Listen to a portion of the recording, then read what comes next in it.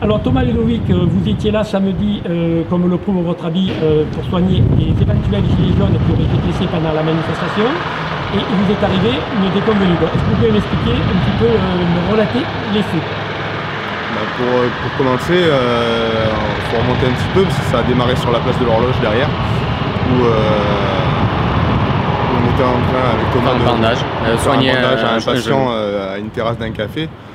Sur la place, il y avait beaucoup moins de manifestants quand on y est revenu, c'était beaucoup plus calme, il y avait toujours des CRS en bout de place, mais le carrousel tournait, il y avait des gens aux terrasses des cafés, donc c'était beaucoup plus calme, on n'avait plus d'équipement d'ailleurs à ce moment-là, plus de masques, plus rien. On a pris notre temps pour s'occuper de ce patient et tout a dégénéré d'un coup en fait, où il y a eu une grosse charge de CRS.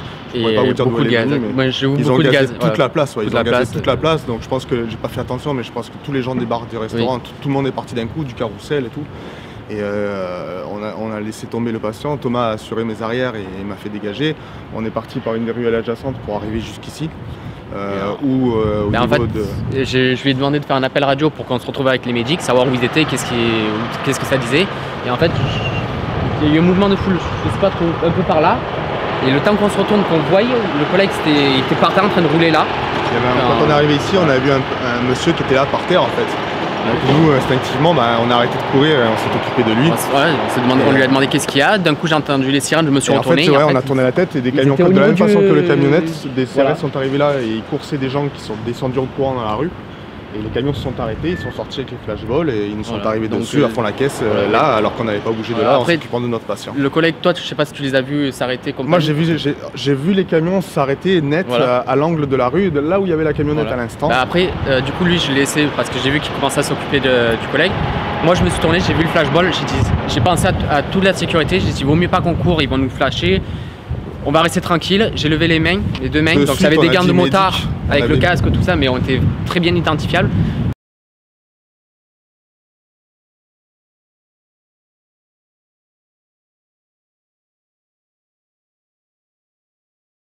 J'ai crié qu'on était médic, qu'on avait un blessé et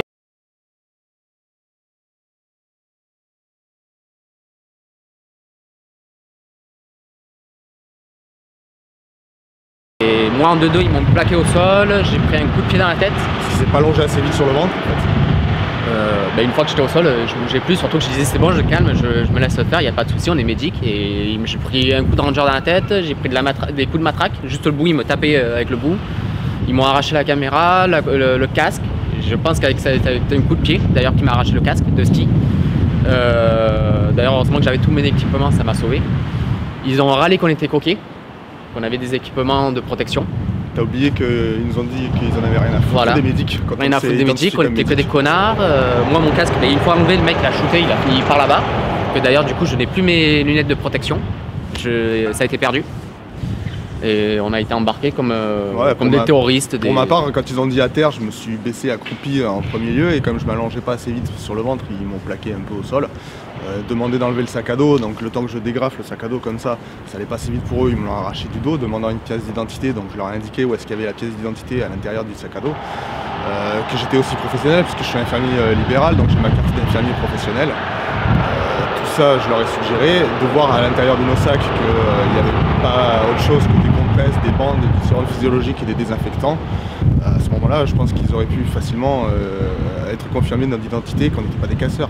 Donc ils nous sortent l'excuse qu'il y a beaucoup de gens qui se camouflent en carte de presse ou en médic pour casser, ce que je peux comprendre tout à fait, parce qu'on s'est retrouvé sous le feu d'un gros conflit là dans le quartier.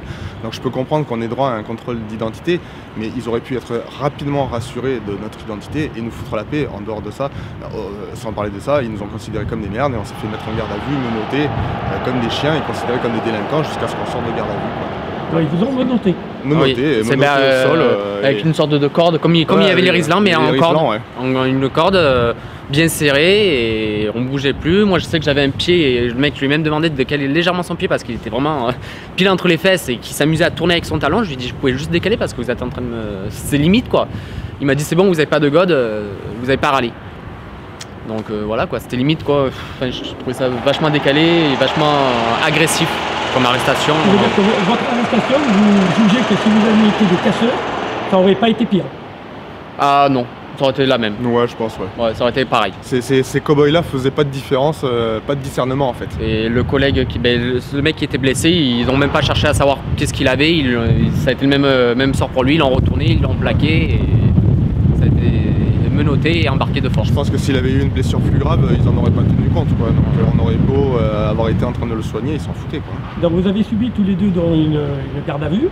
Un de vous deux a été une garde à vue de 20 heures et l'autre il a été de 24 heures. C'est ça. Vous pouvez m'expliquer pourquoi il y a eu cette différence de...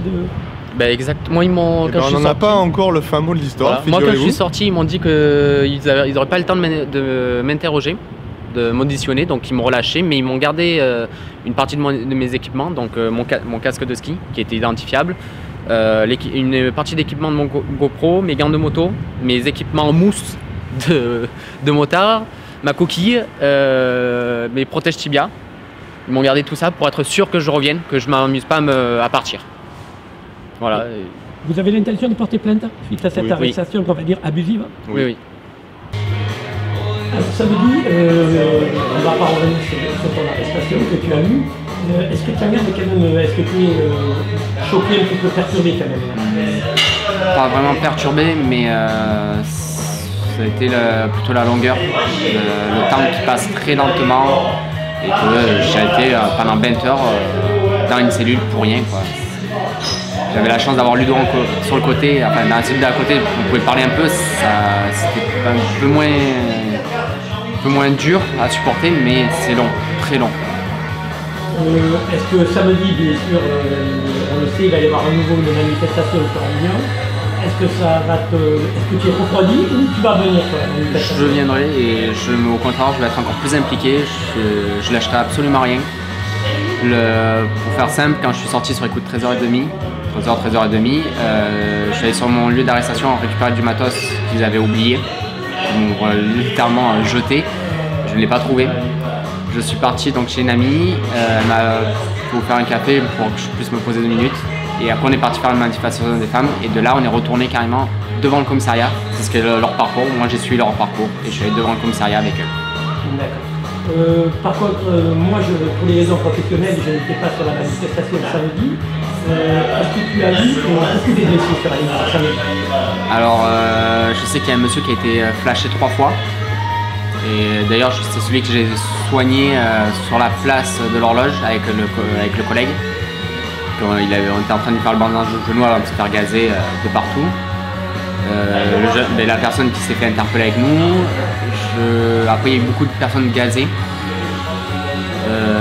Il y a une demoiselle qui a été flashée que j'ai soignée hier du coup. Elle m'a dit que ça lui faisait mal, je l'ai soignée hier pour calmer un peu la douleur. Mais après je n'ai pas pu recenser tous les blessés moi, mais je sais qu'il y en a eu plusieurs. Pour terminer, on l'espère pas, mais bon, on sait qu'il y aura à nouveau des gardes à vue qui vont être faites lors des manifestations.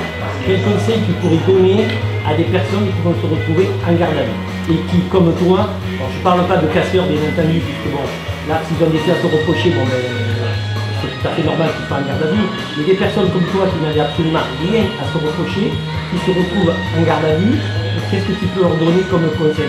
C'est les cellules sont chauffées. Est-ce que vous avez à manger? Alors on a à manger, c'est des plats tout prêts. Il ne faut pas s'attendre à 3 étoiles. Les cellules, j'avais une sorte de matelas en mousse, mais très moelleux, donc j'étais limite sur le béton. Elles ne sont pas chauffées, donc il fait assez froid dedans. Moi je crains pas le froid, donc ça pouvait passer, mais j'ai quand même eu frais. Ils nous retirent tout ce qui est métallique, boucles d'oreilles, bagues, vraiment tout. Ils nous interdisent d'avoir les chaussures, sauf si on enlève les lacets, peut-être pour peur qu'on s'étrangle. Après, voilà, il faut rester tranquille, très tranquille. Moi je sais que le collègue il était un peu tendu, donc je l'ai calmé.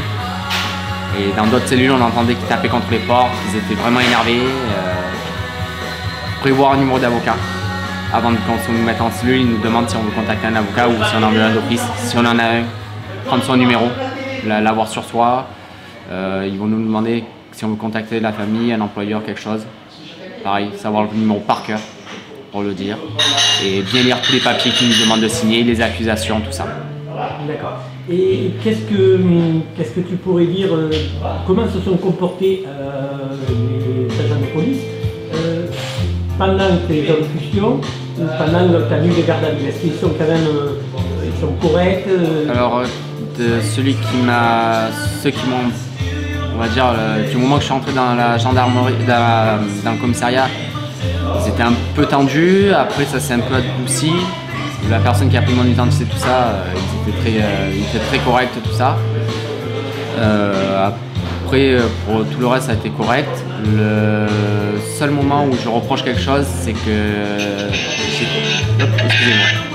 j'ai failli ils m'ont demandé si j'avais besoin de médecin, j'ai dit non. J'ai eu le contre-coup plus tard.